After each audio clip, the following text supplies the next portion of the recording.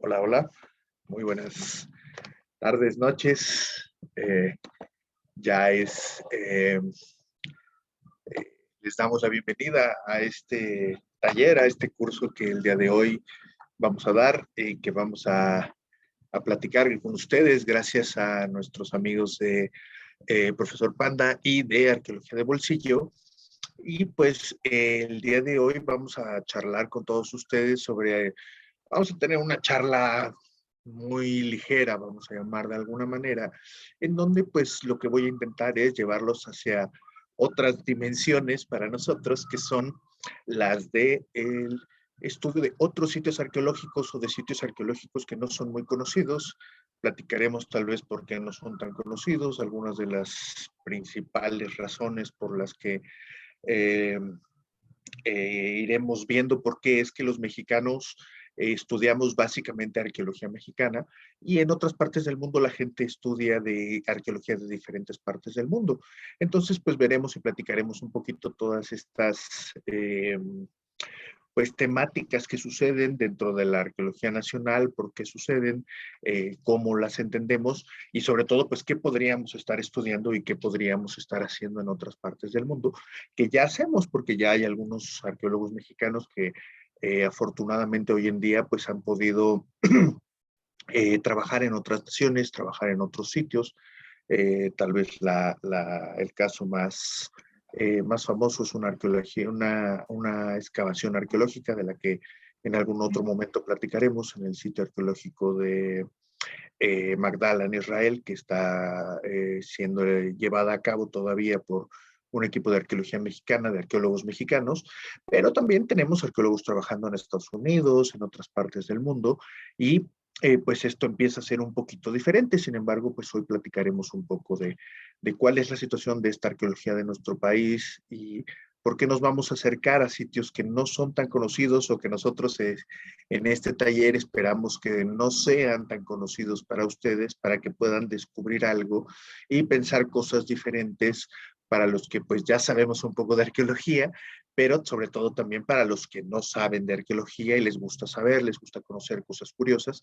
Y espero que el día de hoy pues les podamos hablar y les podamos dar alguna sorpresa con alguno de los temas de los que vamos a hablar. Incluso les adelanto que uno de los temas que vamos a hablar pues es bastante polémico en relación a lo que nosotros los americanos entendemos, pero no les voy a arruinar la experiencia. El aeropuerto de Texcoco. No, gracias. Queremos platicarles a ustedes entonces, pues, cuáles son estos sitios y cuáles son algunos de los lugares que podríamos estar viendo y conociendo. Entonces, pues los invitamos a acompañarnos. Yo voy a irles presentando, haciendo una presentación y ustedes podrán ir un poco viendo de estos temas de los que vamos a tratar de charlar con ustedes el día de hoy. Entonces, pues sin más, les voy aquí a compartir mi pantalla. Perfecto. Y pues vamos entonces hacia adelante. Pues el tema del día de hoy o lo que nosotros hemos querido, ya saben que nosotros en el profesor Panda y en Arqueología de Bolsillo, pues tratamos de platicar las cosas y los temas relacionados con la arqueología de una manera eh, distendida, sencilla, cercana a la gente y donde podamos aprender un poco más sin ser tan académicos y sin ser tan específicos en algunas cosas. Desde luego, pues obviamente todas las cosas que nosotros queremos platicarles, pues están de alguna manera basadas en, obviamente, cientos de horas y de semanas de exploraciones, investigaciones, pero lo que queremos es, pues entonces, como siempre, para los que es la primera vez que nos acompañan, pues que puedan ustedes ver un poco cuál es el estilo que nosotros tratamos de llevar hacia ustedes. Y pues el día de hoy hemos intitulado a esta charla Sitios arqueológicos que deberías conocer. Y hoy hablaremos nuestra primera parte que la hemos llamado de chile de mole y pozole y que pues el día de mañana si nos acompañan tendremos la segunda parte con algunas sorpresas. Ya verán un poco de qué tratamos de platicarles en esta ocasión. Algo pasa con nuestra presentación y no quiere trabajar, entonces denme un segundito en lo que lo solucionamos y tratamos de poder darles este tema. Como les decía, lo que trato de hacer aquí, magia con la computadora, lo que vamos a tratar de mostrarles pues es la forma en la que los arqueólogos tratamos de acercarnos a estos pues sitios poco conocidos, sitios que son eh, pues, ¿cómo decirlos? Eh, sitios que al final de cuentas la gente trata o descubre a veces de una manera muy tardía en relación a su existencia, pero que algunos, pues como veremos, están en nuestro país y pueden ser visitados y ya verán, por lo menos vamos a hablar de un caso específico que pues tal vez muchos de ustedes sí conocen, ya pudimos arreglar nuestros problemas aparentemente. Creo que ya podemos ver nuestra pantalla de forma completa y claro, ya estamos, ¿no? Todo perfecto. Ok. Pues, ¿por qué queremos conocer otros sitios arqueológicos? Pues, obviamente, como yo les estaba comentando hace un momento, lo que nosotros buscamos siempre o lo que vamos a hablar hoy, uno de los temas, es que la diversidad de la arqueología es gigantesca porque, pues, obviamente estamos hablando de la historia del ser humano, eh, la historia de nosotros mismos, y pues nosotros somos personajes muy complejos y a través de la historia pues hemos hecho cosas que son bastante llamativas, bastante interesantes y que pues obviamente como decimos hoy pues trataremos de mostrárselos y trataremos de enseñarles pues que no todo lo que existe y todo lo que podemos aprender es necesariamente una pirámide, como podremos hablar vulgarmente nosotros, sino que pues trataremos de ver y de observar algunas otras cosas. Por ejemplo, pues ustedes saben, los sitios arqueológicos usualmente, yo aquí les he escogido 3 de los sitios arqueológicos más visitados del mundo o más conocidos del mundo, que no son evidentemente de lo que platicaremos hoy, pero ustedes ven en la parte superior el sitio de Stonehenge en Inglaterra, la tumba del emperador Xi en el centro de China y el Coliseo Romano, 3 grandes sitios arqueológicos, 3 zonas muy importantes. ¿Por qué es importante aprender de otros sitios? ¿Por qué es importante saber qué más hay por ahí?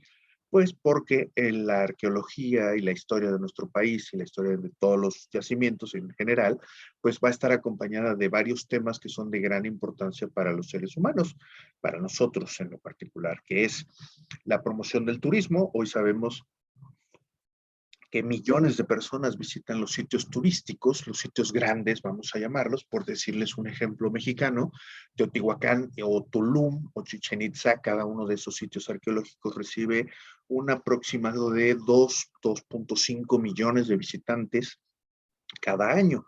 Esto quiere decir que el Instituto Nacional de Antropología en esos 3 lugares nada más vende o debe vender alrededor de unos 6 millones de boletos que tienen un precio de venta al público y pues entonces todo eso son entradas que eventualmente el instituto trata de convertir en investigación arqueológica. Desafortunadamente, pues cada vez la situación se ha ido deteriorando un poco en el sector cultura y entonces pues esto ha sido problemático.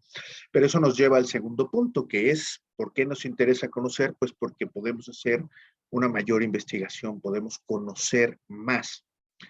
Mientras más conozcamos, más podemos proteger, más podemos conocer sobre nuestro pasado, más podemos conservar y en los casos en los que sea posible, incluso regresar al primer punto y hacer promoción turística, porque pues algunos de los lugares, particularmente de los que hablaremos hoy y mañana, pues no son algunos necesariamente muy visitados, aunque otros sí lo son por mucho turismo.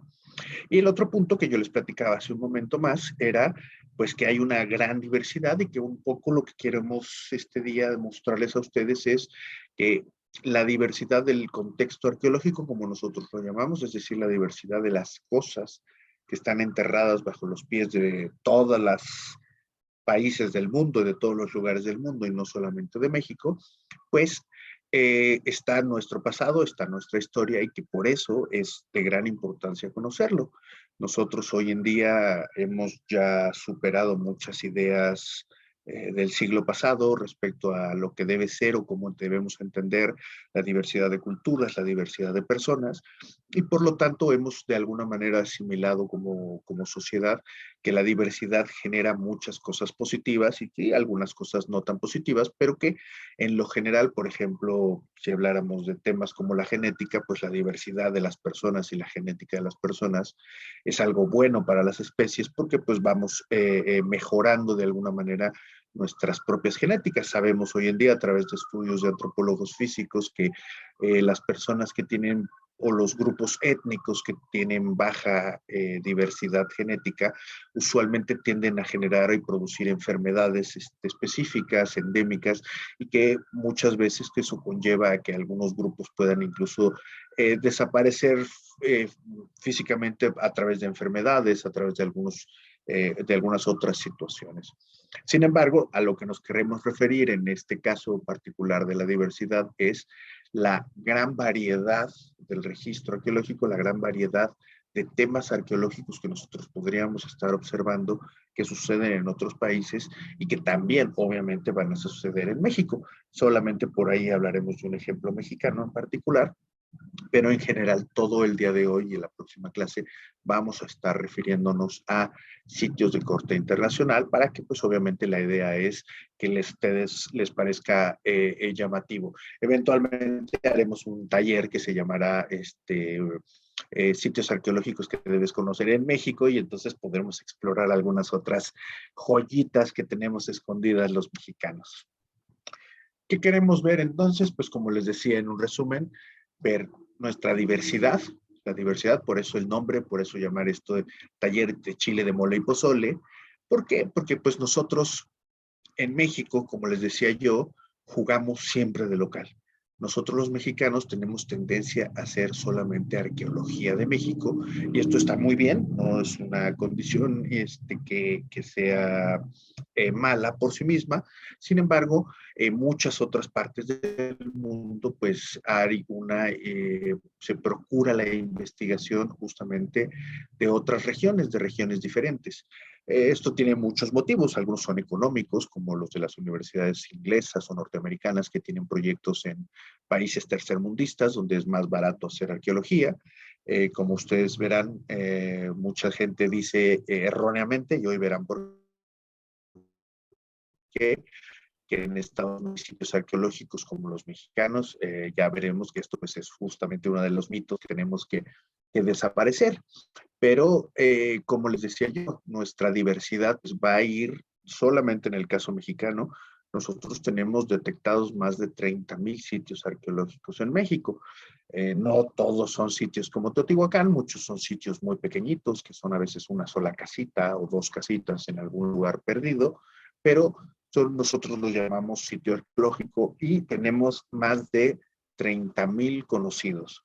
Sin embargo, los especialistas creemos y pensamos que por lo menos debe existir el doble, es decir, debe haber más de 60,000 sitios arqueológicos en México y simplemente lo que sucede es que no los hemos encontrado, porque aunque ustedes no lo crean, o tal vez es fácil de pensarlo, pero nosotros desconocemos buena parte del territorio de nuestro país en respecto a particularmente el tema de arqueología. También en algunos casos en biología es muy conocido el hecho de grandes zonas de nuestro país que no son o no han sido investigadas, por solo decirles una región muy grande de los Chimalapas entre los actuales estados de Oaxaca y Chiapas, donde hay una zona gigantesca de reservas ecológicas que pues hay partes de ellas donde literalmente todavía no hemos hecho exploraciones, entonces pues no sabemos si hay arqueología. Nosotros sabemos mucho de esto porque encontramos o hablamos mucho con nuestros colegas los biólogos y ellos nos hablan, por ejemplo, pues de que van descubriendo algunas zonas y se van descubriendo especies de insectos, especies de monos, de reptiles, porque México pues es uno de los países de biodiversidad natural más grandes del mundo. a pesar de que hemos hecho muchos intentos de destrozar nuestra biodiversidad, somos una potencia mundial. México es un país llamado megadiverso, es decir, tiene una enorme cantidad de especies relacionadas en relación con otros países del mundo, y esto es algo muy, muy importante para nuestro país en otros aspectos como el ecológico y el biológico.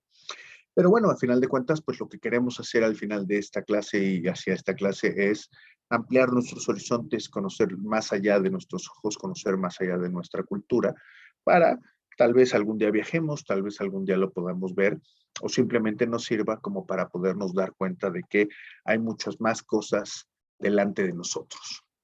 Así que el día de hoy, pues los vamos a invitar a dar una vuelta por 4 sitios arqueológicos ubicados en el continente americano, y mañana platicaremos sobre otras regiones del mundo, otros sitios arqueológicos de los que mi esperanza es que sepan ustedes poco. Espero que para poderlos sorprender, evidentemente. Si ustedes ya los conocen, pues eso me motivará para que hagamos un reto todavía más complejo para las próximas ocasiones. Pero bueno, hoy no les quiero decir de entrada qué sitios vamos a ver para que poco a poco los vayamos descubriendo. Algunos son sitios que podrían ser poco espectaculares a la vista, que queremos hablar, es decir, el trabajo que hicieron los colegas arqueólogos, pues ustedes irán entendiendo por qué hay sitios que, a pesar de que uno cuando los visita no hay nada, vulgarmente decimos no hay nada, hay 3 casuchas, pero que en ellos hemos encontrado cosas que pueden maravillar y cambiar la forma en la que nosotros entendemos la historia del ser humano. Y esperamos un poco que esa sea la historia del día de hoy.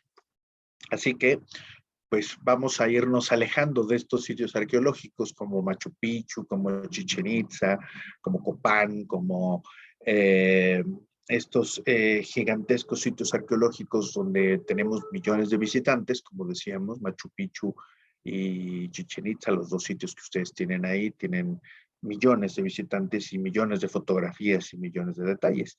Y sin embargo, lo que vamos a empezar a ver a partir de este momento tiene muchísimo menos turismo, a pesar de que pues son cosas que espero los sorprendan. Y el primer sitio del que quiero platicarles es un sitio que se encuentra por cierto, vamos a hablar de sitios y de lugares que no tienen orden, que no tienen una guía específica, así que pues ustedes no se saquen de onda. La idea es justamente poder hablar distendidamente, y por eso lo hemos llamado Chile, Mole y Pozole, para que podamos hablar tranquilamente de distintas cosas sin estarnos apegando a un guión científico o académico. Y bueno, pues hemos querido empezar con este sitio que ustedes ven en su pantalla, que parece un medio círculo, y ahora lo verán en otras imágenes y en otros espacios, pero que es un sitio bastante importante que se llama Chaco.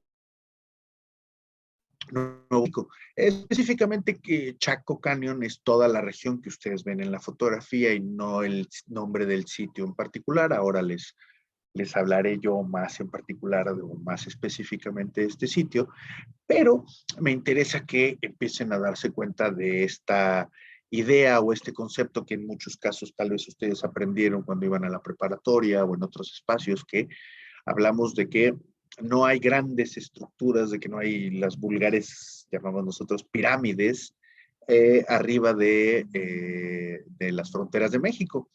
Y esto, pues, sitios como este que estamos viendo lo dejan muy atrás este concepto. Escogí este sitio, pero podía haber escogido algunos otros espacios que también son sitios arqueológicos monumentales que se encuentran en el centro de Estados Unidos, de la cultura cahokia, que es un grupo de lo que nosotros vulgarmente llamamos o específicamente llamamos nativos americanos, pero pues que son las culturas propias que habitaban los Estados Unidos o el territorio de los Estados Unidos antes de las invasiones francesas, inglesa, rusa, etcétera, etcétera, mexicana incluso, que también tuvimos por ahí parte de nuestra conquista. Este espacio, Chaco Canyon, este lugar, pues recuerden ustedes que al estar en Nuevo México, pues hasta el siglo XVIII era parte de nuestro territorio, es decir, todavía hubiera caído en la jurisprudencia del Instituto Nacional de Antropología, y nosotros en México pues nos estaríamos planteando cosas muy interesantes a partir de un lugar como este.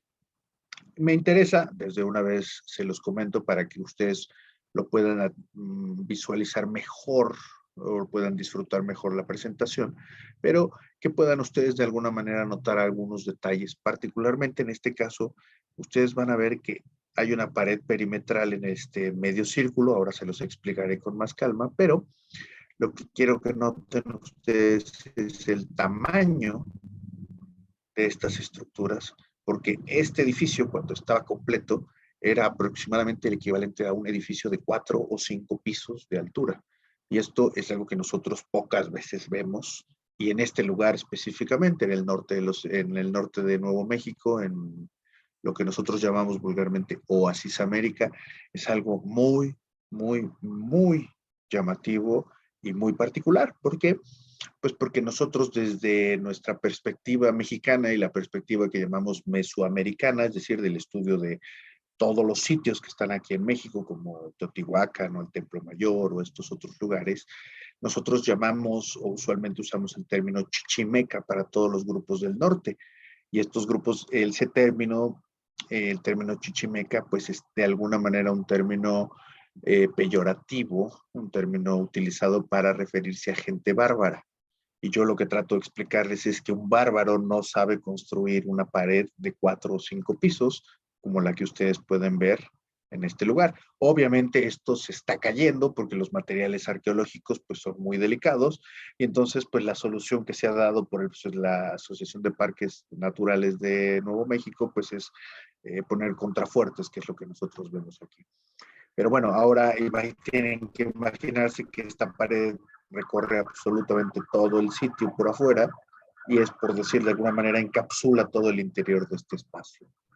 ¿Cuándo sucedió esto? Ahora regresaremos a platicar del espacio. ¿Cuándo sucedió esta cultura? ¿De cuándo estamos hablando? Bueno, voy a intentar de que todos los sitios de los que hablaremos el día de hoy estén muy cerca en el tiempo. Es el único parámetro que yo mismo me he puesto para poder escoger los sitios, porque prácticamente de los 4 sitios de los que vamos a hablar en esta clase, pues estos van a estar sucediendo al mismo tiempo. Entonces van a ver lo curioso que es ahora que terminemos.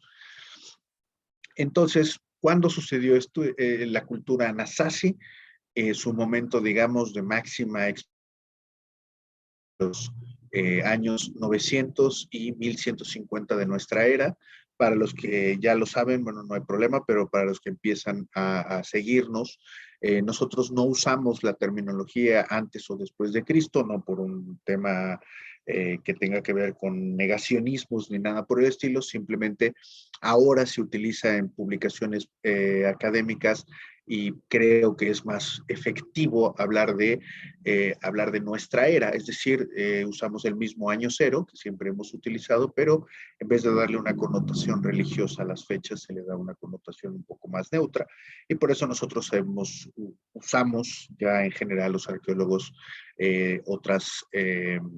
otros tipos de fechamiento que no tienen que ver con la presencia o existencia de la religión católica. Pero bueno, simplemente por recordarlo para los que no han estado en otras ocasiones con nosotros. Y pues entonces vamos a imaginarnos en México, por ejemplo, en este momento, hacia el año 900 y el 1150, estaba sucediendo, por ponerles un ejemplo, estaba en su mero apogeo la cultura tolteca, en el centro, la parte norte de la Cuenca de México, es decir, aquí muy cerca de la Ciudad de México. Al mismo tiempo estaba sucediendo esta cultura, se llama Anasazi, es el nombre que se le dio al grupo que habitaba toda esta región, y esta es una región muy interesante, ya después platicaremos un poco de algunos detalles, pero ustedes pueden verla aquí, está en esta que se llama las 4 esquinas, que forman los estados de Nuevo México, Utah, si no mal me acuerdo, es Colorado y Arizona. Y es una serie de culturas muy específicas y muy particulares que tienen que ver también con las otras grandes culturas o las grandes otras regiones al norte de nuestro país, incluso la cultura mogollón, es el nombre el que la conocemos, se comparte de ambos lados de la frontera con Nuevo México y Chihuahua, Y está también obviamente la cultura Hohokam, que es otro grupo particularmente, otro grupo étnico muy diferenciado, muy parecido en algunos detalles, pero diferenciado de este grupo Anasazi, que se encuentra más hacia el norte y que, como ustedes ven, aquí se ubica el sitio del Chaco Canyon, que es el lugar del que hablamos hoy, y aquí arriba está mi libro sitio de Mesa Verde, del que también les mostraré alguna imagen. Esta región se conoce así como nosotros aquí vivimos en toda esta zona de México y la llamamos Mesoamérica, pues esta región es conocida como Oasis América, es decir, es una zona bastante alejada de México, pero desde donde se supone y hemos pensado y nos han platicado a los arqueólogos mucho, donde hay una relación importante, por solamente señalárselas, en esta región de Arizona, al norte de Arizona, se ha encontrado varias minas de una piedra de color azul muy importante en México, que es la turquesa. Entonces se cree que esta piedra bajaba comercialmente hacia estas regiones de Chihuahua y desde estas regiones de Chihuahua se comerciaban hacia Mesoamérica. Sin embargo, lo que está sucediendo en esta región pues ya es muy alejado de lo que sucede en México, porque evidentemente lo que no sucede en estas regiones es que estos ríos no son ríos con llanuras aluviales, es decir, no son ríos que puedan ser aptos para generar zonas agrícolas importantes. Y ustedes, los que hayan ido, los que se hayan dado una vuelta, los que sepan más o menos un poco de geografía de Estados Unidos, sabrán que esta es una zona desértica muy extrema, muy extrema. Por lo tanto, no es una zona netamente agrícola, no es una zona donde se pueda producir comida, alimentos. El sitio que yo les decía, el sitio que yo les marcaba y que es el que, digamos, de acuerdo con la plática del día de hoy, el sitio que tú deberías conocer y si no conocías, ya qué bueno que conoces, tiene un nombre que a mí me encanta porque pues ya saben que en Estados Unidos hay una mezcla de idiomas y de temas y entonces se llama Pueblo Bonito. O sea, para nosotros evidentemente es Pueblo Bonito, pero cuando ellos lo dicen en su pobre español es muy divertido escucharlos. Pueblo Bonito es un sitio muy particular, como ustedes han visto y hemos estado platicando, porque tiene, por ejemplo, todas estas estructuras, es un medio círculo, como hemos platicado, y esta zona que ustedes ven aquí de este lado, llena de circulitos, es esta que yo les muestro, y cada uno de esos circulitos es conocido como kiva. Kiva es el nombre que se le daba a las casas. Esto es interesante porque entonces nosotros, los arqueólogos, nos damos cuenta inmediatamente de un tema interesante, que es durante algún momento y en varias, digamos, en una etapa importante de este sitio, las casas eran de base redonda. Posteriormente se fueron construyendo todos estos espacios que ustedes ven aquí, por ejemplo, cuadrados, que son cuartitos mucho más pequeños, pero si ustedes se dan cuenta, todo esto se está adosando a las estructuras redondas, es decir, las estructuras redondas son más antiguas y seguramente ya hacia otras etapas específicamente del sitio se tomaron varias decisiones o cambios, digamos, arquitectónicos, donde se empezó a hacer también cuartos que tienen planta cuadrada. Y esto, pues, para los arqueólogos nos marca un antes, un después, pero es interesante porque nosotros hemos visto que para muchos pueblos norteamericanos, ellos utilizan el tipi, es decir, las casas que son portátiles y que son en base, en la forma o su forma en planta, como se diría en arquitectura, son redondas. Entonces, es posible que el tipi también tenga una contraparte que es la forma, se le llama kiva, pero es básicamente una casa de tipo permanente. Y esto, pues evidentemente es una estructura permanente, es tan permanente que ya lleva ahí 900 años o 1000 años ahí y todavía sigue. La parte que también me interesa que vean otra vez es el tamaño de estas escaleras, por ejemplo, comparado con los muros de la estructura. Esto es muy complicado, pero vean ustedes entonces aquí el corte del muro, y este es un muro muy bien elaborado, tiene incluso contrafuertes, que se notan aquí, es decir, saben lo que están construyendo. Pero esto es importante, ¿por qué? Ustedes ven aquí una serie de piedras horrendamente tiradas y esto, bueno, ahora se los platico. Este es digamos, un acercamiento o una forma de ver estas estructuras redondas que aquí lo que nosotros vemos son dos etapas. Una es, perdón, no dos etapas, sino dos superficies. Una que genera aquí una especie de asiento, donde se puede utilizar en vez de como asiento propiamente, o como mesa, o como superficie de trabajo, y una superficie que obviamente le generaba una altura que posiblemente tuviera o generara que el espacio dentro del círculo fuera más fresco. Es decir, se genera altura y se hace bajo la tierra. Se está buscando una condición climática más baja. ¿Por qué? Porque esta es una zona que tiene evidentemente temperaturas muy elevadas. Esto es un desierto, el desierto de Arizona. ¿A qué me refería yo? Aquí están las escaleras para que ustedes recuerden. Aquí está esta gran pared, los contrafuertes para que ustedes se vuelvan a ubicar. Y yo les decía, ahora vean, pónganle atención a esta zona que tiene aquí todos estos pedruscos, porque ahora voy a regresar. Pero ahora quiero que utilice una foto más abierta para que ustedes puedan ahora darse cuenta de cómo es que está construido este sitio, porque toda esta zona que ustedes ven afuera del medio círculo no tiene casas. Es decir, toda la población vivía en este lugar. Entonces pues de alguna manera este espacio generaría lo que nosotros entendemos como un espacio citadino, como una ciudad, como un lugar donde hay mucha interacción. En un lugar así, pues uno pocas veces se podría imaginar pues que no conocieras a todos tus vecinos, que no conocieras a todos y que pues el chisme no fluyera entre todos los vecinos. Esto pues es muy evidente. ¿Por qué lo sabemos? Pues porque lo que hacemos los arqueólogos cuando conocemos y vemos un sitio como este, lo primero es ir a caminar toda esta zona. Y resulta que en toda esta piso del valle, del cañón del Chaco, en Arizona, el norte de Arizona, de Nuevo México, perdón, pues no hay ningún otro sitio arqueológico, no hay ninguna otra construcción. La construcción está totalmente concentrada aquí. ¿Y qué sucede además? Que ellos lo que están intentando controlar es la vista a este pequeño hueco que ustedes ven aquí.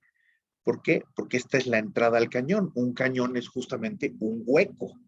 Y entonces aquí lo que ustedes ven son las paredes de piedra que rodean al sitio. Ahora vamos a ver al sitio del otro lado y me van a entender. Y los acantilados protegen al sitio. Es decir, si alguien le quiere venir a dar un susto, alguien quiere venir a robar, alguien quiere venir a hacer guerra a esta región, solamente puede entrar de manera sencilla por aquí abajo. Y entonces esto hace que desde este sitio sea totalmente visible si alguien viene o alguien va. Y esto es importante porque entonces no te pueden atacar de manera sorpresiva, sino que más bien lo que va a suceder es que vas a tener visión sobre el sitio y esto es muy, muy, muy importante y lo vemos en muchos otros sitios arqueológicos. La otra razón importante es que esto nos genera lo que nosotros entendemos o llamamos en arqueología, arqueología del paisaje. Es decir, la gente que vive en este lugar también vive en toda esta región, todas estas paredes, en todo este espacio, también lo controlan, solo lo que lo usan de otra forma y al final les voy a platicar un poco de qué es lo que ellos están utilizando y por qué lo están utilizando. Esta es la visión desde el otro lado y miren lo que yo me refería. El sitio está totalmente pegado a un acantilado y de hecho es lo suficientemente peligroso para que ustedes aquí puedan notar el deslave de la roca. Esto sucedió en 1940 y tantos y incluso ha habido otro derrumbe que es este, que ya alcanzó al sitio. Es decir, el sitio arqueológico se ha visto afectado por las condiciones de erosión del propio valle. El valle está destinado a desaparecer en los próximos miles de años, pero esto ya lo están sufriendo. Y sin embargo, ellos evidentemente con seguridad habían tenido derrumbes mientras vivieron en el sitio y han seguido sucediendo estos derrumbes. ¿Por qué ellos se van a seguir acercando o van a haber mantenido la posición del sitio en este lugar? Porque esta pared atrás de ellos también les genera defensa. no pueden atacarte por atrás. Nadie puede llegarte otra vez de sorpresa. Y entonces, pues nosotros por ese motivo creemos o consideramos que esto sucede de esta forma. Esta es un poco la cultura material que nosotros vamos encontrando. No vamos a entrar en grandes pláticas en relación a estos materiales, son a mí me parecen hermosos estos vasos, estas ollas. Incluso si ustedes van hoy en día a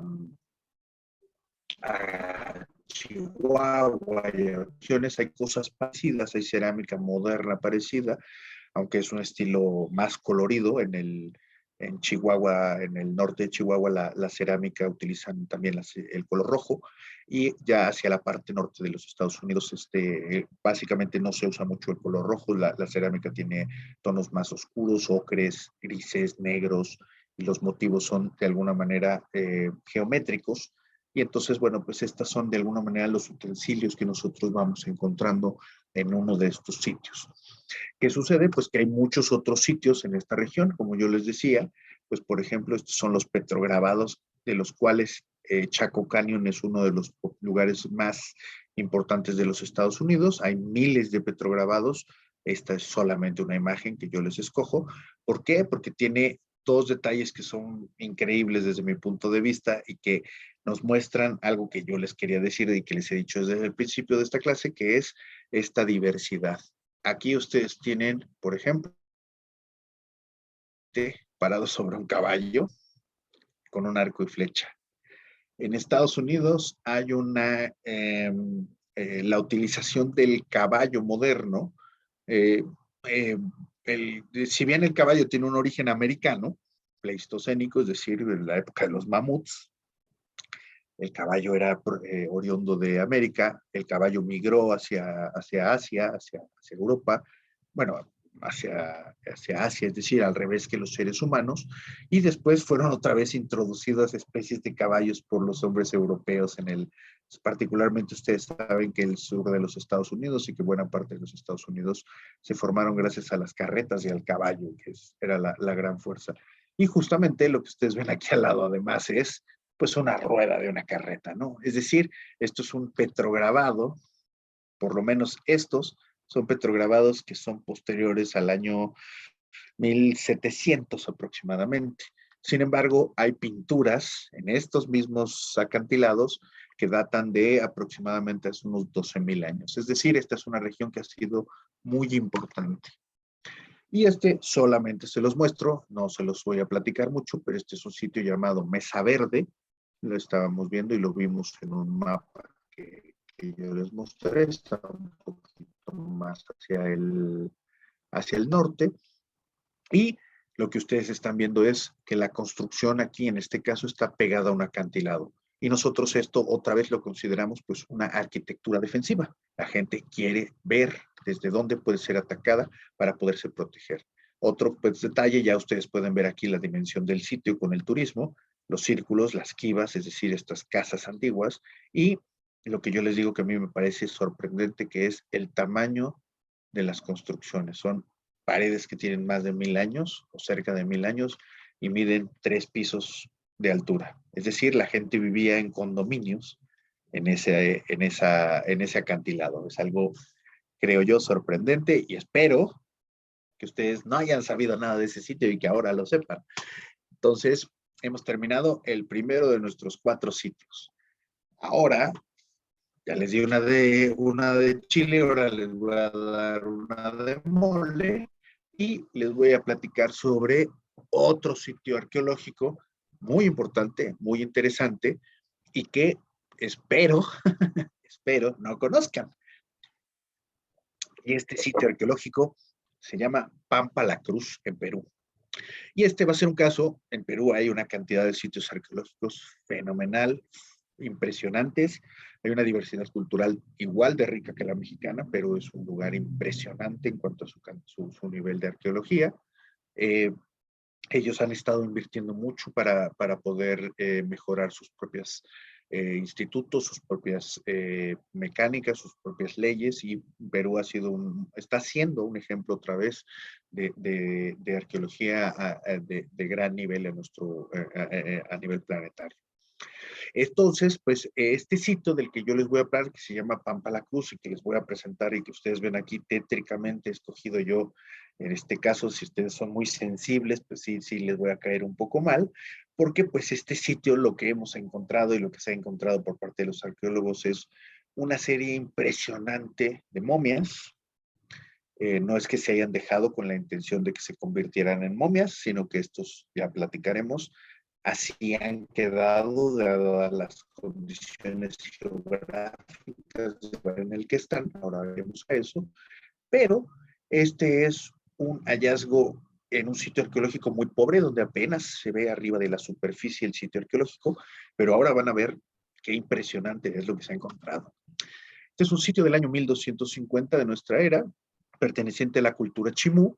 Ustedes pueden ver aquí abajo una foto del sitio. Es una estructura muy sencilla, hay incluso construcciones muy cercanas. Aquí está el mar, es decir, están a unos 150, 200 metros del mar, tal vez 300 máximo. Pero en este lugar los arqueólogos han encontrado, aunque ustedes no lo crean, que se hizo un sacrificio masivo de niños. Se han encontrado 230 niños enterrados en este lugar, acompañados de 400 llamas. ¿Sí? Estos animalitos peludos que viven en el sur, que son camélidos, que son también animales que han evolucionado desde el Pleistoceno en nuestro continente y que pues, son primos americanos de los camellos y de otros animales dromedarios, animales de este tipo, y que son animales de altísima valía para esta cultura y para toda la economía peruana. Y entonces, pues, quería yo, o quiero platicarles un poco de este sitio, porque es un sitio que, pues, es bastante, ustedes pueden ver la imagen y comparado con el que acabamos de ver de Chaco Cañón, pues tendríamos que decir, es un sitio pobre. Sin embargo, ahora verán que es un sitio que tiene una connotación por este hallazgo muy importante y creíamos nosotros que pues este era uno de esos lugares importantes que si no conocías, pues tienes que conocer. Rápidamente les cuento que esta cultura que nosotros llamamos Chimú es una cultura muy importante en Perú. Su capital es Chan. Esta es la imagen que ustedes están viendo. Es una ciudad muy impresionante, es un sitio arqueológico impresionante de verdad, pero esta era la capital de un imperio llamado el Imperio Chimú, y este era un grupo que estaba en auge máximo hacia los años 1200 hasta 1400 de nuestra era, y que tuvieron la desgracia, mientras ellos estaban creciendo de una manera muy potente, de ser los incas. Entonces, pues el sitio desapareció hacia el año 1400 y esta región empezó a pertenecer al imperio incaico y este sitio arqueológico que ustedes están viendo, pues desapareció, al igual que Pampa La Cruz.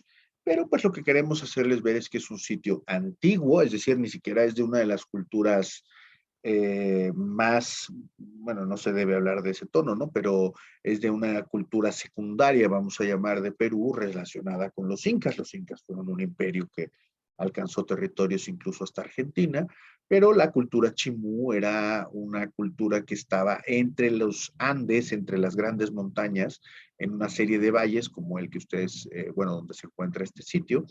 Y entonces, pues era una estructura política bastante potente, como vamos a ver ahorita gracias a los sacrificios que pudo hacer, pero se los terminó comiendo alguien más grande. Es decir, esta es la historia del pez chico que se lo termina comiendo el pez grande. Regresamos entonces a Pampa La Cruz, a este sitio costero, y pues lo que nosotros encontramos es así de específico, para que ustedes vean o por si tenían dudas de cómo es que podríamos estar pensando en estos niños y estos camélidos, estas llamas, pues literalmente esto es lo que estamos viendo. Pequeños infantes de alrededor de 7 a 10 años, que fueron no todos sacrificados al mismo tiempo, pero se habla de dos momentos particulares, uno donde deben haber sacrificado alrededor de 120 niños y el otro donde se deben haber sacrificado 80 niños. ¿Cómo lo sabemos? Porque son dos puntos que están separados, son dos lugares que están, digamos, muy cercanos, pero están separados físicamente, y los arqueólogos pues nos damos cuenta de que estos dos sitios no son contemporáneos, a pesar de que se está repitiendo la actividad. Y esto lo sabemos gracias a los pocos artefactos que van quedando. Sin embargo, yo quiero que ustedes pongan atención en algunos detalles, porque el valor de este sitio, su gran valor en cuanto a diversidad que a nosotros nos debe llamar la atención, es el valor de la conservación. Ustedes van a ver algunos detalles que son verdaderamente impresionantes. Si ya de por sí, pues ver a un niño acompañado de una llama, esta es la cabeza de una llama, es la cabeza de un camélido, este es su cuello, y aquí está la otra parte de su cuello. Es decir, el niño y el animal eran sacrificados y puestos juntos. Ahora platicaremos por qué en específico creen los arqueólogos que esto sucedió, porque pues obviamente no son actos poco pensados. La particularidad de este sitio, como ustedes pueden ver, este es uno de los dos sitios arqueológicos, uno de los dos puntos donde están, es que se encuentran así a la mano las llamas, digo, las momias, que ustedes pueden ver cercanía entre ellas, y que entre ellas no hay casas, es decir, no, casi no se ve estructuras porque han desaparecido, y fue cubierto o sustituido con lo que fue cubierto alguna vez, fue sustituido por la arena del mar, que evidentemente fue creciendo y creciendo a partir de los siglos, y cubriendo este sitio. Ustedes ven aquí atrás la cantidad de arena, es decir, están 1 metro abajo por lo menos del piso que nosotros habitamos, vamos a decir, los seres humanos modernos. Han tenido que quitar 1 metro de arena, y para que ese metro de arena se junte ahí, pues deben haber pasado cerca de 600 o 700 años. Aquí lo que ustedes ven es el equipo de arqueología. Este es el arqueólogo Gabriel Palacio, me parece que es su nombre, que es el encargado de todo este increíble hallazgo. Y ustedes pues aquí van viendo a todos estos infantes y todos estos grupos de niños que fueron dejados muy cerca, cada uno de ellos, entre ellos, para poder ser ofrendados. Arqueología en la arena es algo pues particularmente raro, a pesar de que en Perú es algo más conocido. Esta es una imagen digamos, ustedes aquí ven solamente la arena, no hay estructuras, y este es el otro sitio que está pegado, pues, donde hay algunas estructuras. Aquí ven ustedes un muro, aquí hay otro muro, pero el mismo detalle, los niños están siendo dejados en varias posiciones, de varias formas, de acuerdo a las fosas que nosotros vamos encontrando. Esto, si ustedes lo piensan, pues es como encontrar un cementerio, prácticamente.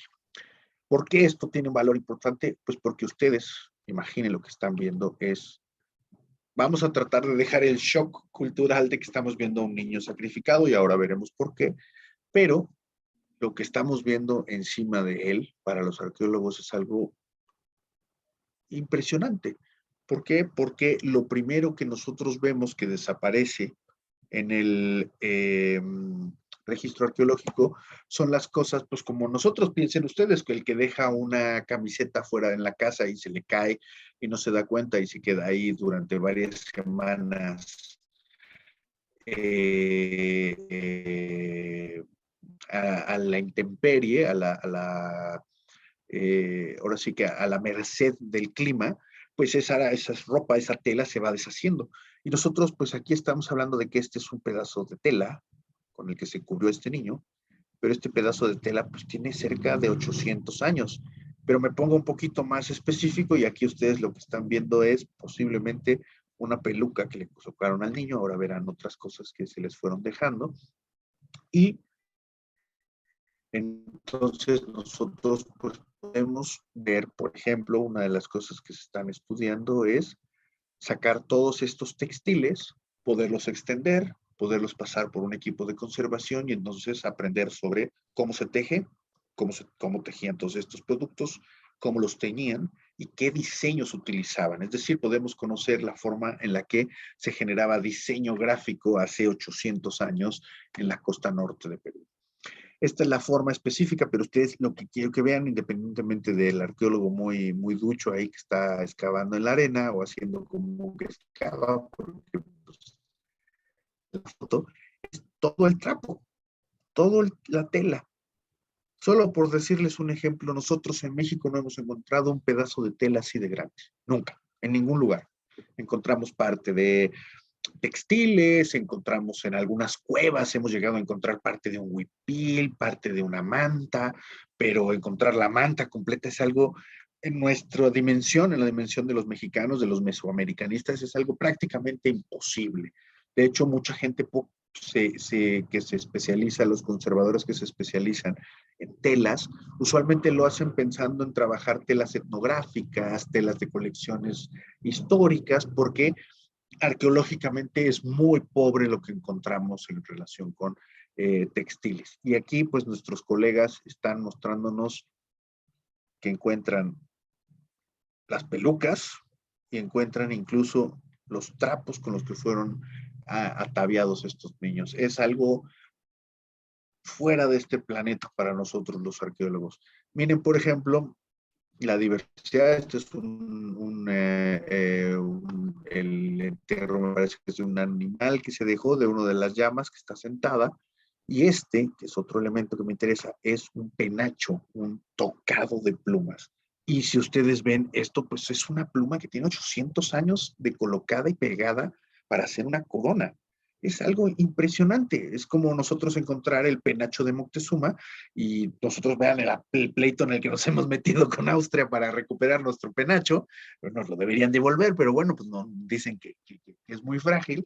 Y en otras partes del mundo estamos encontrando estos penachos de alguna manera, y entonces pues también qué podemos hacer, pues estudiar cómo se utiliza el arte plumario, qué tipos de plumas son, a qué animales pertenecen, si son solo de una especie, son de dos especies, y este pues es solo uno de los objetos que traía a alguno de estos niños en la cabeza.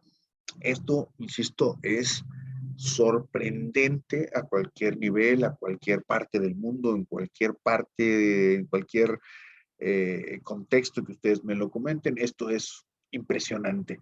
Nosotros aquí, esto es, nada más esta cosita que ustedes ven aquí de plumas en México saldría en todos los noticiarios,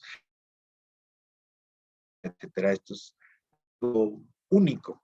Y aquí insisto, pues ellos porque están en unas condiciones atmosféricas que les presentan tal falta de humedad que los objetos pueden preservarse todos estos años.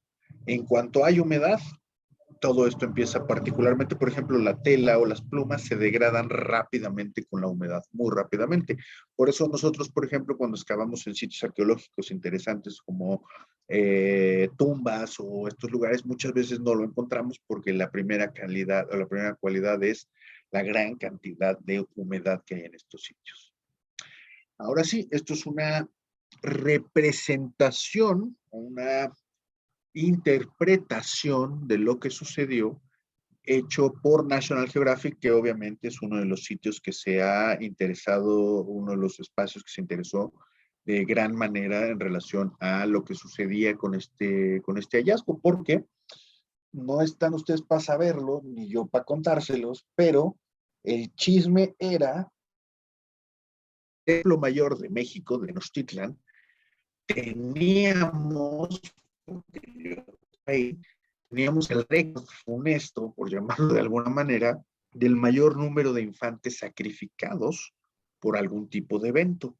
Y esto es porque hacia el año 1411 aproximadamente se registró una muy fuerte sequía en el centro de México y aparentemente por este motivo de sequía el emperador y los sacerdotes mexicas ordenaron el sacrificio de alrededor de 40 infantes en un espacio del Templo Mayor, y esto se excavó en la década de los 90, a principios de los años 90, y tenía este sitio el récord de más infantes sacrificados en algún sitio arqueológico del planeta. Sin embargo, pues esto se descubrió en el año 2014, si no más recuerdo, 2015, este sitio de Pampa la Cruz, y pues una de las cosas que se ha hecho es una representación o una interpretación de qué es lo que pudo pasar o qué es lo que se entiende. Y aquí ustedes pueden ver pues la enorme cantidad de niños, perros, porque obviamente en Perú también existe el perro, y todos estos camélidos. Y lo que está sucediendo es que los sacerdotes están sacrificando. Este es un cuchillo de sacrificio de la cultura chimú. Aquí está el filo y esta es, digamos, su base para ser agarrado. Y pues hay varias interpretaciones respecto a qué pasó. Y se las digo rápidamente o les digo las dos más importantes. La primera, está registrado arqueológicamente que hacia esta época hubo varios años, pero se registraron los fenómenos del niño más fuertes que se han registrado en prácticamente buena parte de la historia, pues la historia registrada en el sur de nuestro continente. Ustedes saben, el niño es un fenómeno que sucede a nivel planetario en el que dos de las corrientes que suceden y que golpean las costas del Pacífico americano cambian digamos, las corrientes que una va arriba de la otra, la corriente de agua caliente queda en la parte superior y entonces produce en el lugar donde esto pues, suceda, en este caso es Perú, produce pues muchísima lluvia y en el norte, es decir, hacia México, por ejemplo, produce muchísima sequía. Y al revés puede suceder también. El caso es que se tiene un registro de lluvias fenomenales para estas épocas en esta región y lo que se está pensando es que este sacrificio está pensado o se hizo buscando aplacar las fuerzas relacionadas con la lluvia, las fuerzas atmosféricas relacionadas con la lluvia, y que esto es un caso muy particular de petición para que deje de llover, porque evidentemente la cantidad de lluvia pues impide el desarrollo de la agricultura y entonces, es decir, es el fenómeno totalmente inverso al de la sequía. El tema entonces es que se estaría pensando en el gran sacrificio de recursos de gran importancia, como son niños y camélidos, es decir, carne, comida y pieles de los animales, más los propios niños, que es un bien hacia el futuro, el desarrollo de tu sociedad, y esto se está sacrificando para que las deidades se calmaran y pudiera el clima mejorar. Sin embargo, hay otra versión, otra propuesta que es muy interesante porque está relacionada con el sitio donde el sitio donde se ubica Pampa la Cruz. Y este es un sitio donde mitológicamente se considera que llegó a la tierra el dios principal de la cultura chimú, que se llama Taikanamo. Aquí lo estoy leyendo, perdónenme, pero Taikanamo es el nombre de la deidad no es más importante, sino la deidad creadora, y los Chimú consideraban que él había llegado del océano y él había entrado a la tierra en este lugar específicamente. Entonces, la otra versión indica que pues son sacrificios dedicados a esta deidad, que es la deidad más importante del pueblo Chimú. Se han detectado a últimas fechas algunos otros sitios arqueológicos cercanos y entonces, pues, conocemos un poco más de esto y estamos viendo que, pues, este es un fenómeno más popular de lo que nosotros habíamos pensado, que hay un sacrificio, una cultura del sacrificio de niños en toda esta región y entonces, pues, ahora lo único que nos queda, como yo les decía al principio, pues, es investigar más. Mientras más conocemos, más tenemos que investigar. Ya explicamos dos sitios, vamos al tercero, que es, espero, uno de mis sitios favoritos a nivel mundial, porque nos hace ver cómo manipulamos nuestra historia. Y este es un tema muy interesante hoy en día en México, hoy en día a nivel mundial. Ustedes lo pueden ver en temas como la guerra entre Rusia y Ucrania, donde se avientan pasado entre ellos. Unos dicen que los otros son rusos, los otros dicen que nunca fueron rusos. Bueno, ese es otro problema. Pero yo quiero hablarles de un sitio donde ustedes perdonarán mi francés porque no es muy apropiado y no soy muy olala, pero un sitio que se llama L'Anse-aux-Médocs, o básicamente quiere decir la tierra de las medusas.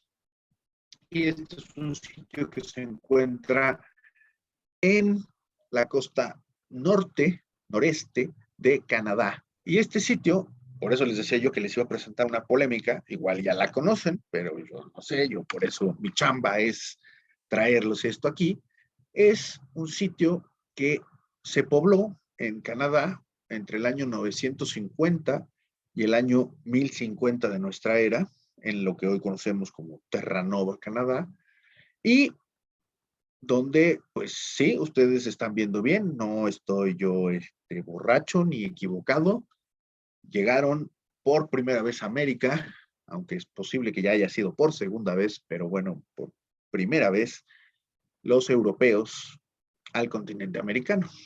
Es decir, la historia de que Cristóbal Colón llegó a descubrirnos en 1492 es historia antigua y esperamos que en algún momento esto sea clarificado a niveles, pues vamos a llamarle, como diríamos vulgarmente nosotros, en nuestros libros de texto para nuestros niños. ¿Por qué? Porque esto es un hecho científico, comprobado, y ahora les voy a explicar por qué. Voy a hablar desde el sitio que hemos encontrado, el sitio vikingo, que está en la costa este de Canadá. Y esto es fenomenal, es una historia increíble. Los vikingos es uno de los pueblos que mejor pudieron desarrollar la navegación. Incluso ustedes, este es un barco que se encuentra en Roskilde, en Noruega, es uno de los barcos vikingos más famosos, es un entierro, pero es el barco real, es un barco con tecnología de navegación operacional. Y lo que está sucediendo es que los vikingos tenían dos características muy particulares. Una enorme nivel de pelea por territorio entre familias y entre grupos personales, es decir, cada quien quería tener su pedazo de tierra y pues por eso sucedieron numerosas migraciones, primero desde Dinamarca, Noruega, particularmente las más famosas son hacia Inglaterra, porque pues conquistaron Inglaterra, buena parte de Francia, parte de España, fue territorio vikingo hacia el siglo IX de nuestra era, el siglo VIII, el siglo IX. Hay una enorme cantidad de libros que narran la llegada de los vikingos y que narran, bueno, en Inglaterra pues incluso hay numerosos sitios no arqueológicos, sino sitios y apellidos y gente que mantiene apellidos en Inglaterra que tienen un origen escandinavo, un origen vikingo. Entonces, pues lo interesante es que los vikingos cada vez se iban moviendo más hacia el oeste y ellos lo que iban buscando era tierra. Entonces pasaron a Inglaterra, pasaron a Irlanda, después fueron a las Islas Falkland, perdón, no, las Islas Faroe, que están al norte de Inglaterra. Después se encontraron Islandia, que es una tierra que pues básicamente no tiene, bueno, ustedes no están, es una de las cosas más interesantes, pero Islandia prácticamente no tiene árboles porque pues no se dan por muchos motivos en Islandia los árboles, porque la tierra no es muy productiva, la tierra volcánica no se deja mucho con los árboles.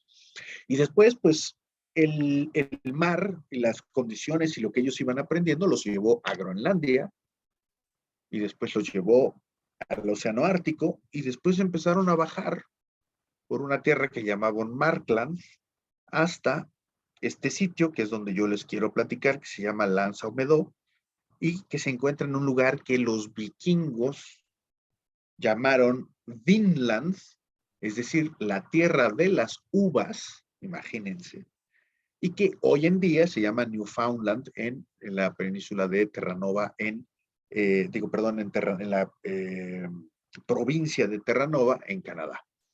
¿Por qué esto es interesante? Porque los vikingos la llaman la tierra de las uvas, porque no es que hubiera uvas, el tema es que ellos lo que encontraron fue bayas y hicieron varias bebidas con las bayas y entonces las confundían con uvas y decían eran uvas dulces. Bueno, pues sí, son uvas. Y Vinland lo que significa es la tierra de las uvas para los vikingos.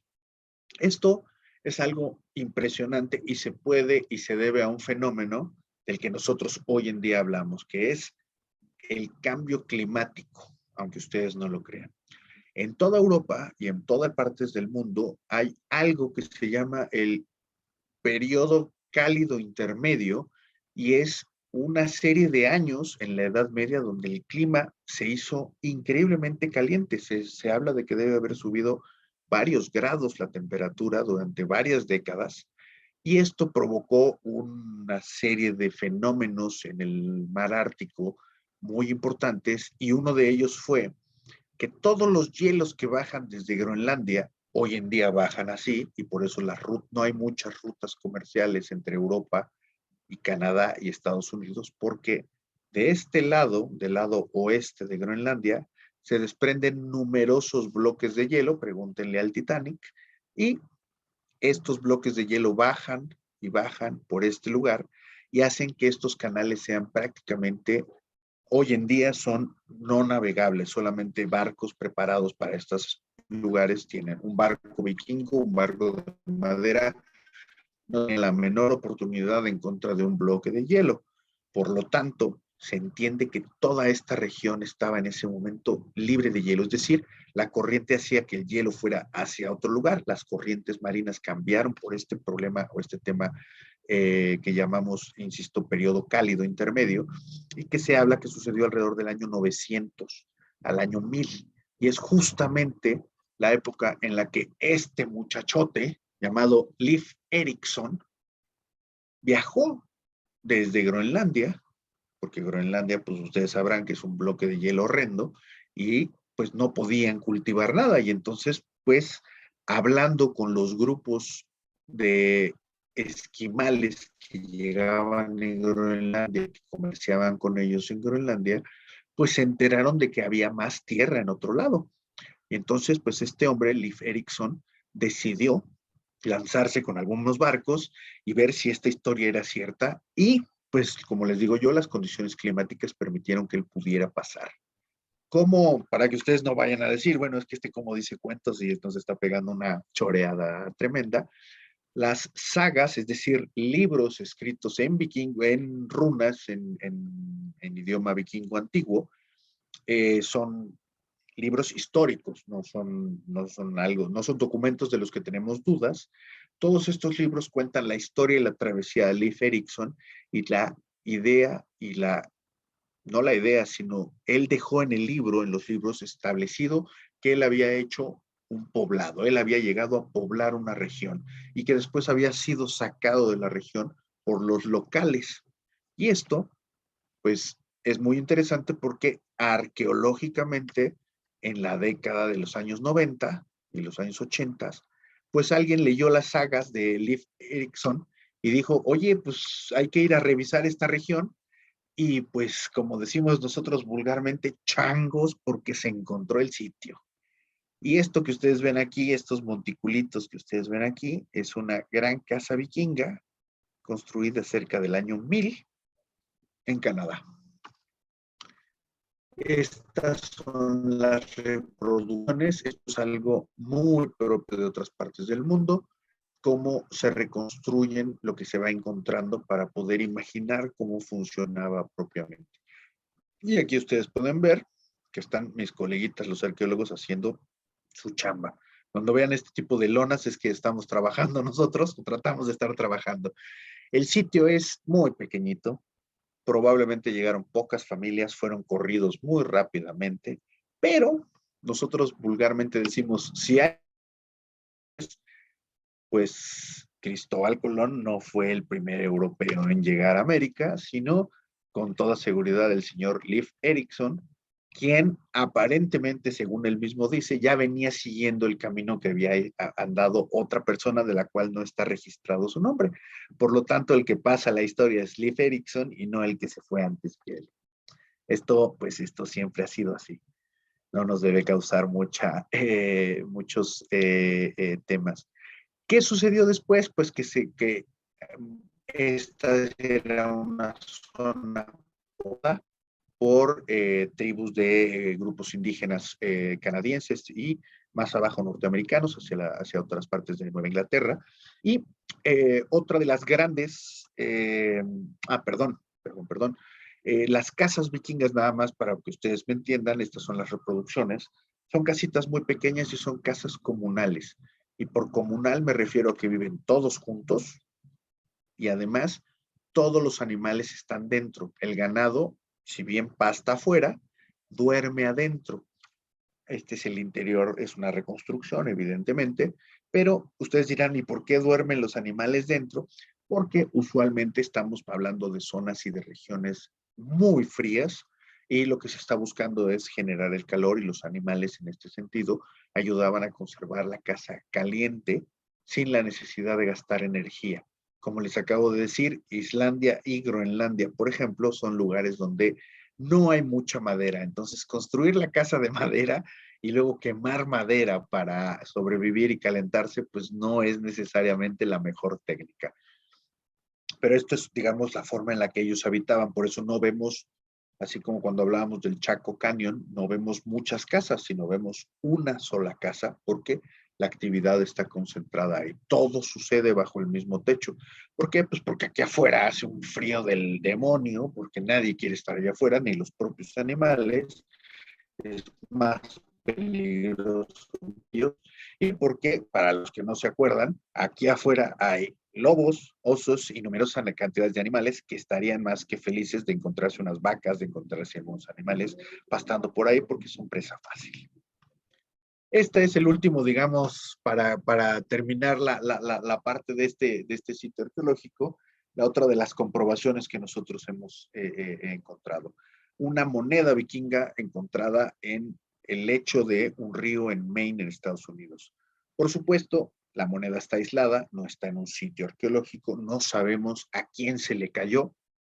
Tal vez alguien pensaría, bueno, pudo haber llegado ahí por mil razones, sí, pero en este caso la moneda está en un río que va bajando desde tierra adentro, es decir, la moneda solamente no pudo haber llegado desde la costa, sino la moneda tuvo que haberse caído tierra adentro, es decir, algún vikingo estuvo pisoteando cerca de Maine, que es, pues, vamos a decir, a unos 200 kilómetros de Nueva York.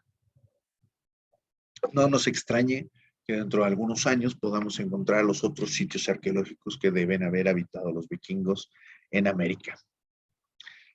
Ya les di 3, espero haberlos sorprendido mucho con estos sitios, pero ahora les voy a platicar ya para cerrar hoy, el día de hoy, de un sitio que he escogido yo de una manera arbitraria totalmente para poder platicar de un sitio mexicano, porque pues podría haber yo hablado, como les he dicho, hay 30,000 sitios arqueológicos, los podría haber sorprendido con 1000 cosas, pero he decidido hablarles de un sitio muy interesante, de un sitio que la gente poco conoce, espero que tal vez muchos de ustedes deben decir, bueno, sí, sí lo conozco, bueno, espero no ser tan predecible, ya les he dado algunas sorpresitas, y este es un sitio que ustedes cuando tengan la oportunidad de viajar a la península de Yucatán van a poder ir, independientemente de sus gustos y preferencias políticas. Habrá una parada del Tren Maya en esta región y por lo tanto se espera una potencialización respecto al consumo de turismo que hay en esta región, lo cual generará un problema gigantesco porque esta es una zona donde prácticamente uno no encuentra hoteles, donde no hay una infraestructura adecuada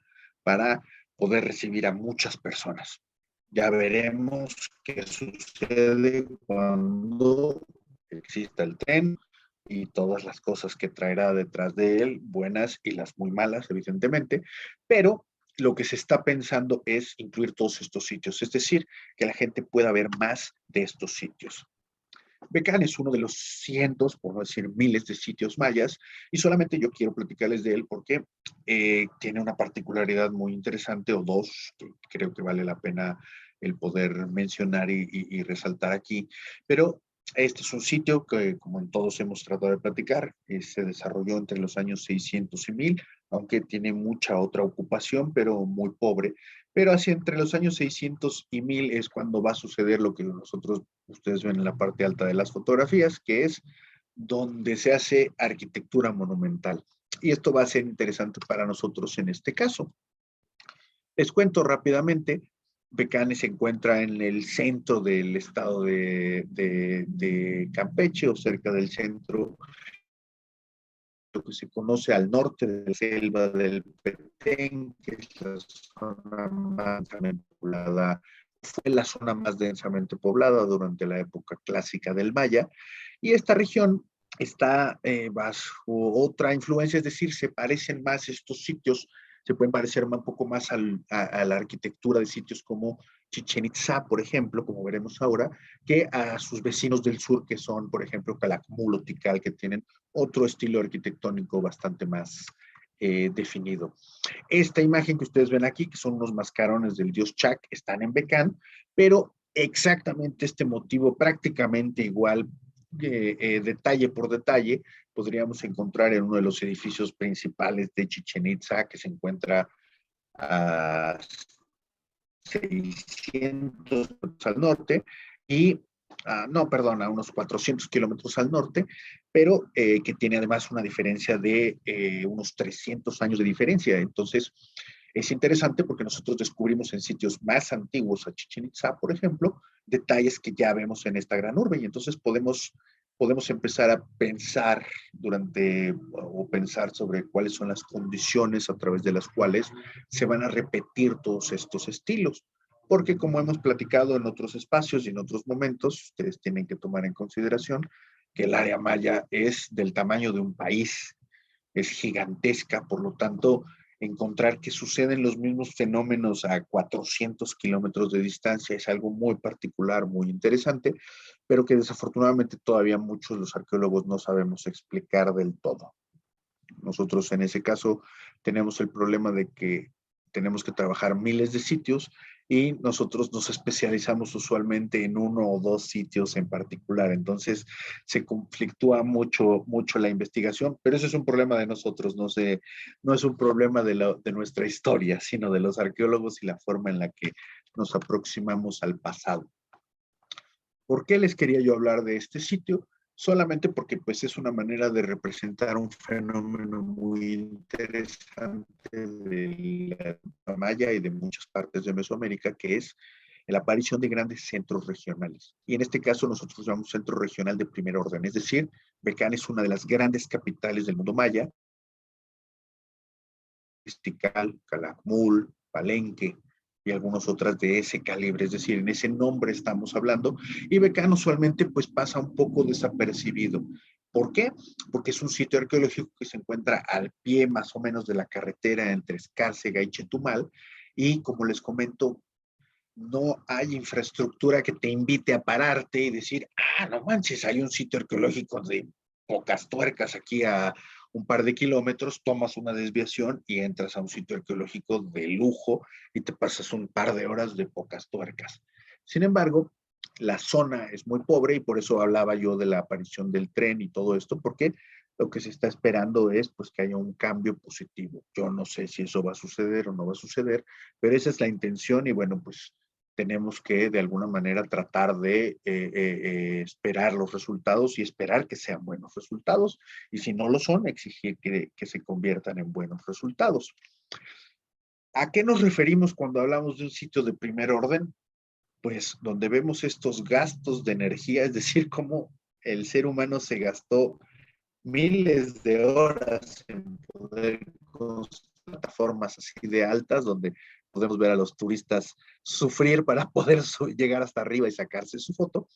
Y esto, como les digo, es de una gran capital. Y este es un sitio de primer orden. Los grandes estados mayas podemos encontrar hasta 6 niveles de sitios arqueológicos, que van a ir desde esto, o sea, la gran pirámide gigantesca de 40 metros de altura, hasta el nivel 6, que va a ser una casita aislada a unos, vamos a decir, por decir un número, a unos 15 o 20 kilómetros de distancia de este lugar. Es decir, ese campesino le rinde pleitesía al patrón de este lugar, pero él vive en otro espacio. ¿Por qué? Porque como hemos visto, no todos los sitios arqueológicos generan esta concentración de población, sino muchas veces el patrón, nosotros así lo llamamos, el patrón de asentamiento se llama disperso, es decir, se reparte la acción. Es como si nosotros pensáramos hoy en día en diferentes niveles y uno sería, por decir algo, la Ciudad de México, capital nacional, capital de la región, a un centro secundario que podría ser Toluca, que es una capital estatal que está a pocos kilómetros, a, por decir algo, Texcoco, que es una capital ya no regional, y de ahí podríamos bajar tal vez a hablar de un pequeño poblado en el mismo Texcoco, hasta llegar, ir bajando a niveles de casas y bajando de niveles de personas, menos personas, hasta que llegas a los ermitaños que viven ahí lejos, pero que le rinden pleitesía a los señores de la gran ciudad. Por eso es importante, o por eso se los queríamos comentar, porque de estos sitios o de estas capitales, nosotros en México tenemos mayas, tenemos unas 10 capitales de gran importancia. Las otras las tiene nuestro vecino Guatemala, hay un par de ellas tal vez en Belice, un par de ellas en Honduras, pero esos son, digamos, sitios de primer orden. Tendríamos que hablar de que en todo el área maya no hay tal vez 15. Entonces, pues para nosotros es importante que nosotros tenemos una buena cantidad de ellos y que pues es nuestra responsabilidad la de poderla estudiar. No hemos querido hablar mucho de los objetos, yo aquí solamente les muestro un pequeño ejemplito. Esto es un platón con una tapa y la tapa pues está ricamente decorada con un animal mitológico que tiene ahí huellas de jaguar y que tiene también cabeza de reptil y cuerpo más o menos reticulado. La iconografía maya, pues ya la hemos platicado en algunos otros cursos y si no, pues en algún otro momento hacia el final del año daremos otra vez un curso sobre la arqueología maya para que ustedes puedan, para que podamos hablar de detalle de cosas más pequeñas. ¿Cómo es? Pues este que ustedes ven es un sitio cercano, en la carretera está a unos 10 kilómetros, es Pujil, y aunque no lo crean, esto es un sitio gigantesco y este, para que vean, es un sitio de segundo orden, es decir, para que vean de qué niveles estamos hablando. Este es una plaza gigantesca con muchas estructuras, con muchos edificios de primer orden, y los de segundo orden también tienen arquitectura monumental. Lo que pasa es que es de alguna manera menos notoria, más pequeños, menos distribuidos, menos densos los sitios arqueológicos. Insisto, este es un vecino de Becán, es otro sitio que ustedes podrían conocer cuando vayan para allá, pero solamente se los quería mostrar porque es el vecino y porque es un sitio de segundo orden y pues esa era una parte de la idea de lo que nosotros estábamos tratando de platicar con esta sección. A nosotros, pues el día de hoy se nos está acabando el tiempo. Esta es digamos, el cuarto sitio arqueológico que nosotros creímos que ustedes deberían de conocer. Yo ahora les muestro ahí para los que sean muy duchos, se darán cuenta ya de mañana de qué vamos a hablar un poquito. Aunque por aquí les estoy poniendo algo muy misterioso de lo que iremos a hablar. Pero en nuestra segunda sesión, el día de mañana, vamos a platicar del resto del mundo y vamos a hablar de sitios arqueológicos en Asia, en Europa, en África y tal vez por ahí les demos alguna otra sorpresilla. Así que esperamos verlos el día de mañana y me parece que por ahí nos han hecho un par de preguntas en el chat. Voy a dejar de compartir la pantalla para poder leer y comentarles las preguntas, porque, ok, aquí voy para arriba y estamos, ok, por la hora, Arturo, hola, ¿cómo estás, Arturo? Nos preguntaba cuántos habitantes había, supongo que estamos hablando de Chaco Cañón por la hora a la que está. Chaco Cañón, estamos hablando de aproximadamente unos 2,000 habitantes, arriba de 2,000 habitantes en ese conjunto, en ese gran círculo que nosotros vimos. Solamente como un dato, también Jorge nos preguntaba si era una ciudad amurallada. Pues no necesariamente, ¿cómo estás, Jorge? Un saludo como siempre. No necesariamente una ciudad amurallada, sino una ciudad con paredes, una ciudad cerrada. Sí, la idea es que cumple con una tarea de muralla, es decir, defensa, literalmente. Sin embargo, no es una pared que divide, digamos, como por ejemplo la muralla china, que divide dos espacios específicamente, sino esto solamente es el perímetro, es decir, es un edificio, le llamaríamos fortificado, si lo quieres ver desde ese punto de vista, y con evidentemente una connotación militar totalmente, bueno, no militar porque no existe un ejército como tal, sino de defensa. El tema aquí es protección, que el sitio te ayude a defenderte si es que en algún momento evidentemente alguien te quiere dar algún tipo de sustillo por ahí. Eh, perdón, antes de que se me olvide, de la pregunta que nos hacían de cuántos habitantes habría y todo esto, pues como yo les mostré por ahí una foto, eh, se caen piedras y hay alcantilados muy cerca de este sitio arqueológico, pero, sí estaríamos hablando de unas 2,000 personas habitando ahí, pero lo que se me había olvidado comentarles para que ustedes vean la dimensión de ese espacio es que ese edificio fue el edificio más grande de Norteamérica, de los Estados Unidos, hasta la construcción de los primeros grandes rascacielos. Es decir, este es un edificio, la fotografía no nos ayuda a dimensionarlo, pero es un edificio de más de 100 metros de largo.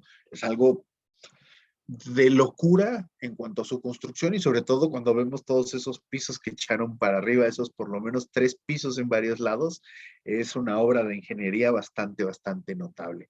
Marisol justamente nos comentaba que es como la de Paquimé, muy parecido a lo que nosotros vemos en Paquimé y muy parecidas a las problemáticas de Paquimé, porque estos sitios, el problema que tenemos es que están hechos de bloques de adobe y piedra, y el adobe se erosiona con una facilidad muy fuerte y entonces pues tenemos derrumbes y estos sitios requieren de un valor elevado para mantener su conservación. Entonces, pues son sitios y particularmente difíciles, pero como dice Marisol, exactamente muy parecido al caso de lo que nosotros vemos en Paquimé.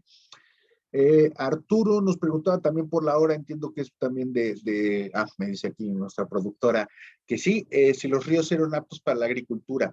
Básicamente sí, el problema es que ellos no eran muy duchos en la técnica de canalización y que el agua solamente baja desde las regiones montañosas en época de lluvias, es decir, la lluvia solamente la pueden tener o agua corriendo por el río, puede que lo tengan 2 o 3 meses nada más, y son 2 o 3 meses después de la temporada de lluvias, entonces pues obviamente no pueden ellos sembrar y después esperar que baje el agua, es decir, es un proceso bastante complicado, lo que para lo que sí era apto era para la supervivencia, es decir, para la obtención de agua para la cocina, para la alimentación, para la bebida, pero para la agricultura hay muy pocas evidencias de que haya existido agricultura en esta región. Hay otro punto un poco más al sur donde sí hay sistema de riego y canalización, e incluso hay una historia por ahí de que deben haber sido los toltecas los que llevaron esas formas de canalización, pero todavía realmente no hay tanta información, lo que llamamos vulgarmente dura, como para poder corroborarlo. Jorge también por ahí nos decía, dado lo desértico del lugar, las quivas eran solo habitacionales, no podrían haber sido una especie de almenas para el almacenamiento de agua. Esta es una de las ideas que se han tenido. Sin embargo, aparentemente el que sean redondas y que estén de alguna manera hundidas, para lo que está funcionando probablemente es para la conservación de todo lo que esté sucediendo ahí en una temperatura moderada, es decir, poder tener, por ejemplo, almacenaje de granos, almacenaje de algunos otros elementos, parecido un poco a lo que sucede en los choltunes en el área maya, por ejemplo, que son huecos que están cavados en la tierra para poder guardar agua o algunos otros productos, porque si no, el calor evidentemente va a producir que todo esto se pierda. Y entonces, pues aquí estamos hablando de zonas todavía donde la problemática por alimento es muchísimo más fuerte que aquí en la zona mesoamericana y por lo tanto existe una serie de ideas muy relacionadas a que también tienen que ver con la conservación de los productos alimenticios y la propia mejor habitabilidad de los espacios, una mejor, digamos, una frescura más apropiada dentro de estos espacios que son, pues, están ubicados en lugares muy extremosos, ¿no? En un lugar que en el día cambia cerca de 30 grados más o menos su temperatura entre la mañana y la noche. Aljibes, sí, exactamente, perdón, yo también hace rato leí Almena y dije yo, caray, pero aquí ya le bajé y ya vi que es aljibe. Gracias, Jorge. Susana, buenas noches, gracias, estuvo en la conferencia, me encantó la parte de los vikingos, es una de las historias más maravillosas, no entiendo por qué históricamente no aceptamos nuestro, así como hablamos del descubrimiento de América, pues si eso es lo que nos interesa, pues probablemente deberíamos estar preocupados por el caso de los vikingos. Y solamente para completarles ese chisme, porque se me olvidó decirlo, es sabido que Cristóbal Colón viajó a Islandia y leyó las sagas de Leif Erikson. Eso está totalmente datado, totalmente. Y entonces lo que se cree que sucedió es que se le abrió la puerta a la posibilidad de que sí existía la posibilidad de viajar hacia otra tierra, pero que no podía ser esa misma ruta, porque ya estaban, como yo les decía, a 1492 ya bajaban los bloques de hielo de Groenlandia porque ya otra vez el frío había regresado y los niveles de las corrientes marinas vuelven como hoy en día, bajan bloques de hielo muy grandes y por eso no hay rutas comerciales de barco entre Estados Unidos y Inglaterra como lo intentaron hacer en algunas otras épocas como la del Titanic. Entra música de violín. Lila, muchas gracias, muy interesante. Muchas gracias a ti. Al Paterrícola, le mandamos un saludo. Y chicos, pues hasta aquí la vamos a dejar el día de hoy. Como dice por ahí nuestra productora Mariana en el chat, nos vemos el día de mañana a las 7:30, donde les voy a tratar de dar otras 4 o 5 sorpresas interesantes, hablar de estos otros sitios, de estas otras partes del mundo, y pues que intentemos conseguir y hablar más de arqueología, que es de lo que intentamos hacer en el Profesor Panda y en Arqueología de Bolsillo. Por lo tanto, gracias Ana, muchos saludos, gracias como siempre, gracias en que estás con nosotros. Pues no nos queda más que despedirnos de ustedes, nuestra productora Mariana y yo, su queridísimo servidor Miguel Báez, estoy a sus órdenes. Cuando ustedes quieran, pues seguiremos platicando, pero el día de mañana nos vemos. Y muchas gracias, muchos saludos a Erika y Arturo, gracias como siempre que están ahí presentes. Y gracias Fabiola. Y pues nos vemos mañana, chicos. Ya saben, por ahí ya estarán llegándoles la liga y entonces podremos vernos el día de mañana y esperamos que todo esto sea de su agrado. Por lo tanto, por lo pronto, esto es todo, panditas. Nos vemos en la próxima ocasión. Nos vemos mañana. Gracias, Yael. Gracias a todos. Gracias. Gracias, Siempre Miguel. un abrazo. Gracias, Marcela. Que estés muy bien. Hasta luego. Erika, a todos. Adiós. Bye. Mucho gusto verlos. Chao.